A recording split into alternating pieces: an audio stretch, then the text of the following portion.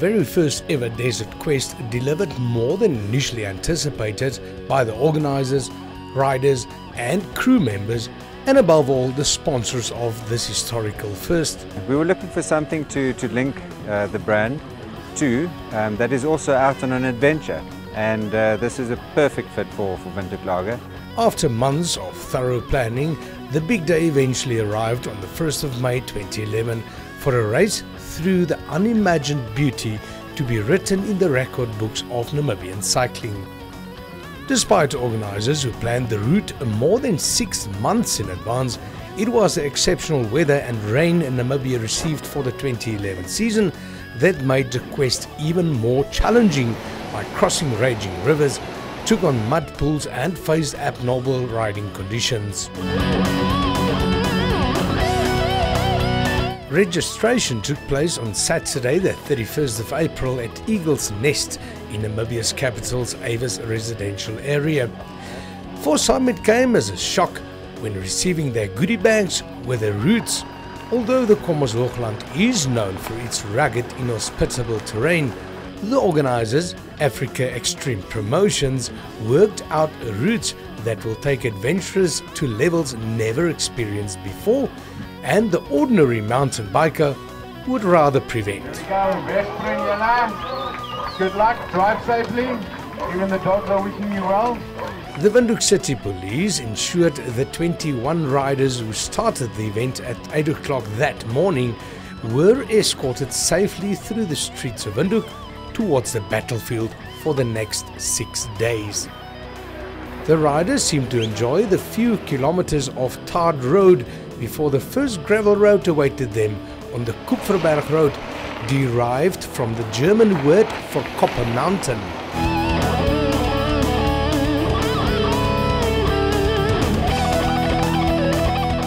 Although expected by the riders, the surprises round every corner, from swollen rivers, rocks, mountains, wildlife and even the well-known huge golden orb spider that awaited them throughout the route, was still a bit unnerving.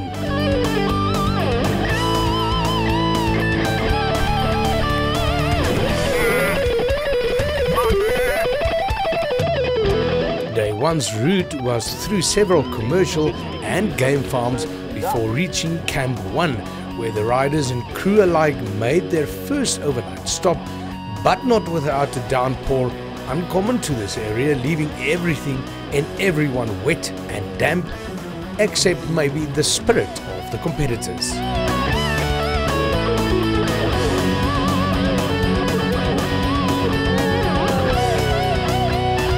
Day one belonged to experienced Manny Heymans and teammate from Pretoria, Francois Tron, while the only lady participant, Marie van der Walt, needed a little longer to end up at base camp 1.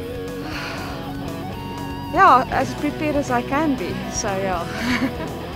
And what better way to end the day with a bonfire?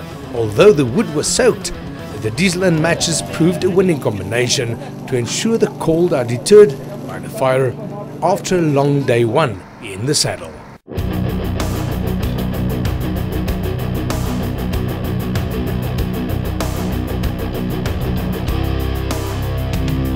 The previous night's rain ensured a little bit of testing in mud driving for the support crew, but this was nothing compared to what was in store for the next 5 grueling days.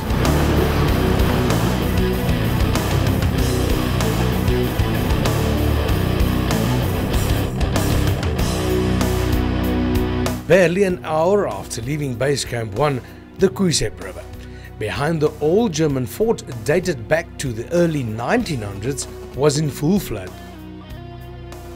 The organizers who planned and replanned the route for the Windhoek Lager Desert Quest did not keep in mind that the Kuisep, which normally flows only for a couple of days per year, and even then it is still passable, will bring the race to an halt, even if it was temporarily.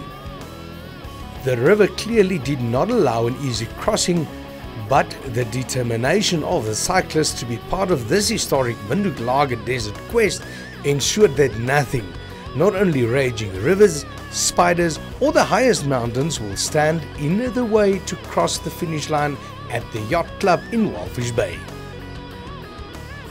We all got lost on the jeep track. Yeah, for about 20 minutes. And then Francis got a puncture. Ja, is great. Vandag gaan hom beter as gister. Bietjie meer geboor. Dankie.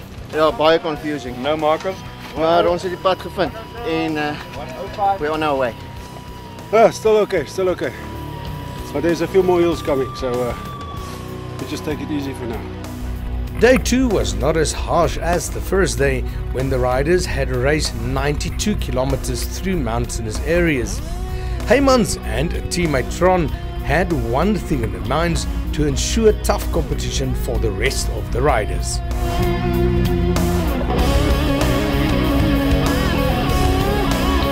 Little did we know that Camp 2 will be our base for 2 nights, as raging rivers prevented the camp builders to get to the third base camp. The spectacular Boschwa Pass in the beautiful Kommershoogland became a mudslide hazard and became almost impassable after huge boulders did break loose, nearly blocking the road leading to the west coast. So Day 2 ended back in Camp 2, where the technical team awaited the cyclists and their battered equipment to be serviced, repaired and cleaned for the third day shift.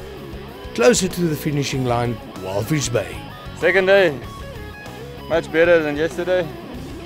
I think this was a little bit of mountain biking today. Yeah, no, I mean, I've been saying it to all the fellow competitors there who've also been so kind-hearted. I mean, all the Namib people are so great.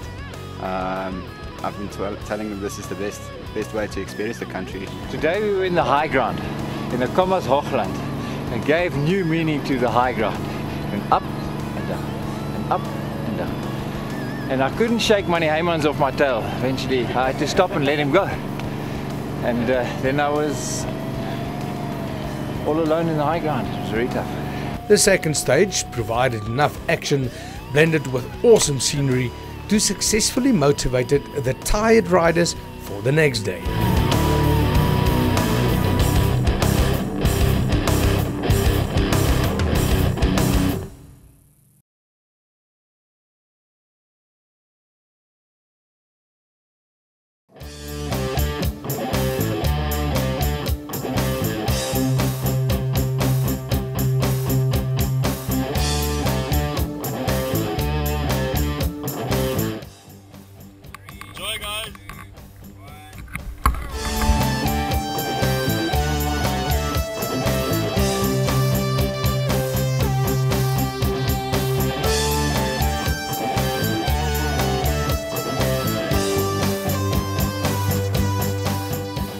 Day 3 dished up almost similar conditions than that of Day 2.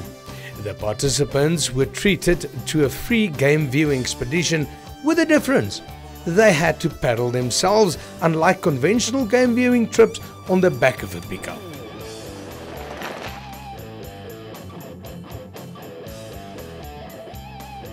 Apart from the harsh conditions and extreme concentration to keep the bicycle on the ox wagon tracks, some riders could still manage a joke or two.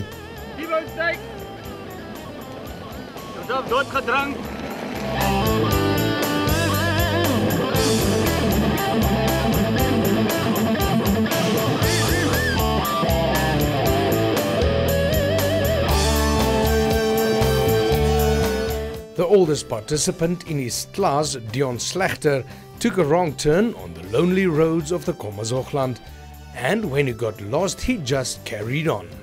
Not even efforts by our camera crew to point him in the right direction made an impression.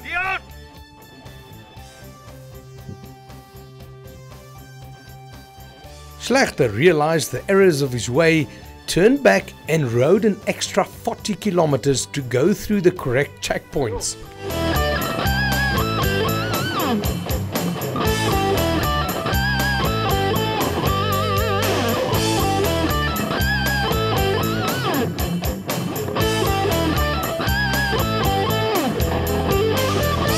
Day 3 ended with a spectacular sunset, only to surprise us with yet another thunderstorm and tons of water coming down. Due to the heavy rains that shattered all records in Namibia, Camp 2 became Camp 3 and the cyclists had to be ferried back to the end of Day 3's finish line. This time the service crew had to take on the rivers to get to where the poor cyclists had to overnight.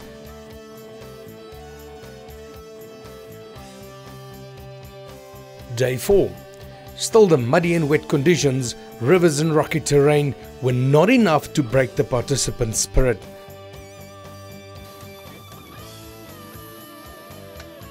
Some even tried bicycle ballet to warm the tired and cold muscles before another day of hard work and long hours in the saddle.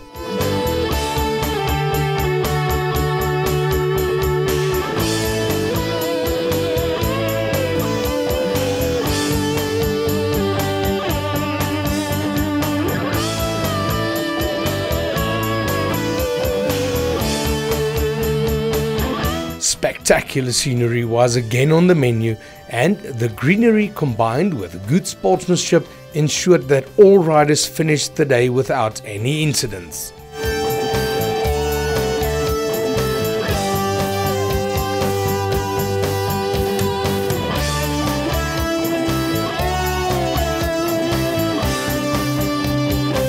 The participants was now going down the escarpment, and the promise of a more level terrain was dangling like a carrot, urging legs to keep on pumping as the desert came closer with every single link of the chain crossing the sprocket.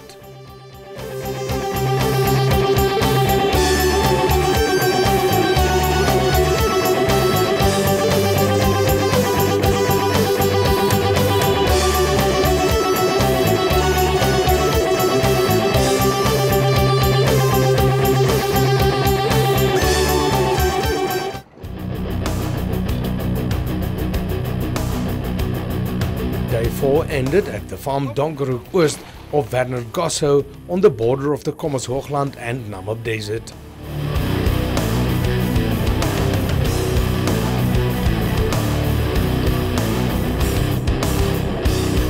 By now the white and orange tents became like a 5-star hotel room.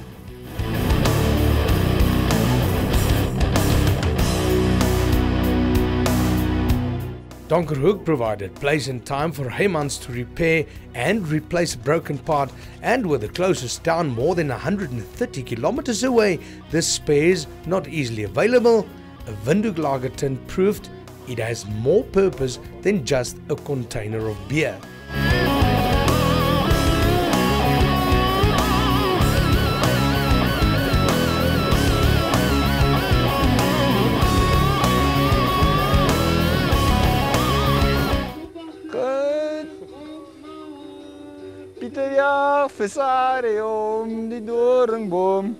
The Afrikaans song Pieter Jag Versari om die Doringboom became the unofficial quest song for Team Heymans in Tron, as Money still had enough breath left to sing along to the amusement of fellow competitors. Pieter Jag Versari om die Doringboom. I must say, I mean, when I started this back last year when we scouted the route, I knew that the Kommershoogland is tough, and I mean the last couple of days just showed what the Kommershoogland can live up to. You know, and with the rain the previous 2 months, 3 months, I think it's a privilege for the riders that's been in the very first Namib Quest. For myself, I'm just very happy to be here. You know, there's some other events that I could have chosen to do at this time of the year, but you know, to be back here, the Windhoek Namib Quest, you know, it's just a great privilege for myself, and I'm happy to be here. Vooraf het ons gepraat en ek het nog gereken ons gaan dalk nog so 'n bietjie na die tyd gaan ekstra oefen, want die afstande het heel kort gelyk en eintlik te min gelyk. En wel toe tot met ons verbasing het ons gesien hier is nie eintlik 'n plat woestyn nie, hier is water en hier is opdraandes en afdraandes en ja, dis uitstekend.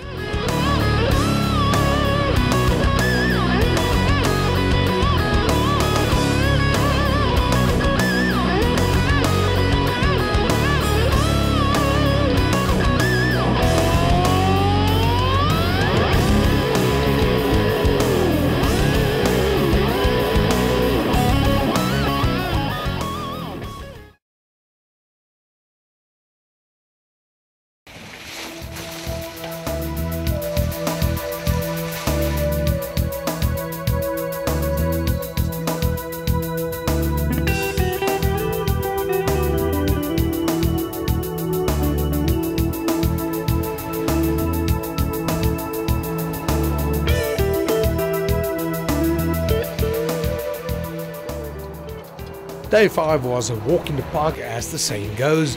The only difference? A ride in the park, the Namib Quest. The game park is one of the oldest in Namibia, and although it is not as rich in animal life as the other major game reserves in the country, it offers spectacular beauty and is just as rewarding.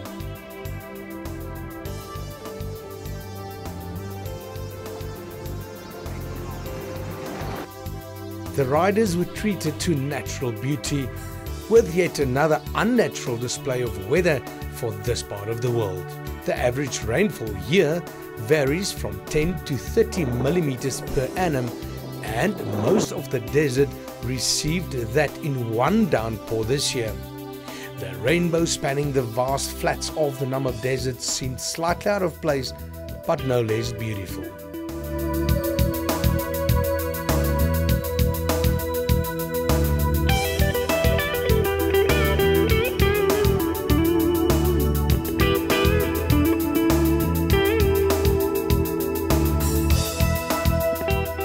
The Ministry of Environment, as the custodians of the park, ensured a well-prepared campsite for overnight at Camp 5 at Namib.